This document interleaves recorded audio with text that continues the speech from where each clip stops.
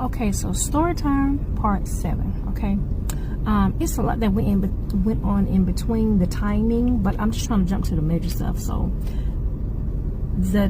let's lead up to when he actually finally left. Okay, so he finally decided to leave, but again, he didn't tell me he was leaving, right? I came home, he had all his stuff packed up, but the crazy thing about it is the story that he gave of what he was about to do when he was really just about to leave, right? So he came with this crazy story about he was taking this job and he was going out of town. I mean, he had all the stuff packed up, and he gonna have to train there or what, some crack-a-nanny bull, which I knew was a lie.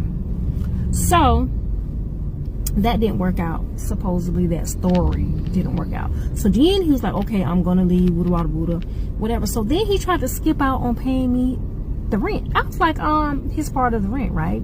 Because yes, we was doing that half and half shit. Everything was half and half. He wasn't paying nothing full on his own. Nothing, not one thing. Okay, so he tried to skip out on his half of the rent. I said, no. I said no.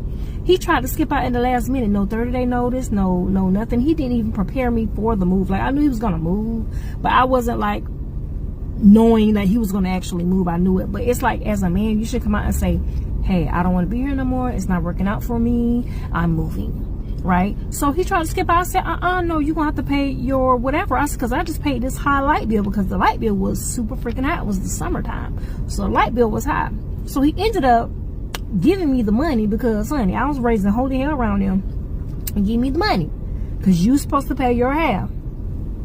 So he had everything packed up, drawers empty, had all his stuff packed. So he finally moves out, and he still left a couple of his stuff there, right? So then his dad came to help him move the rest of his stuff or whatever, right? So he done moved out. Of course, I was, upset. Like, I mean, come on. I'm not going to sit up here and say I wasn't upset that he left. When you in love, that's what happens. You hurt, you mad.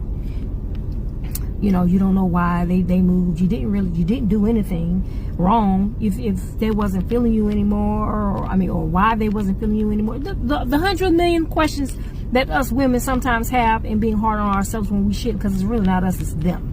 All right. So he ends up fully moving out. Okay. And it was hard for me. I had to heal and cry it out and be by myself and do all that good stuff. And I had to do it by myself.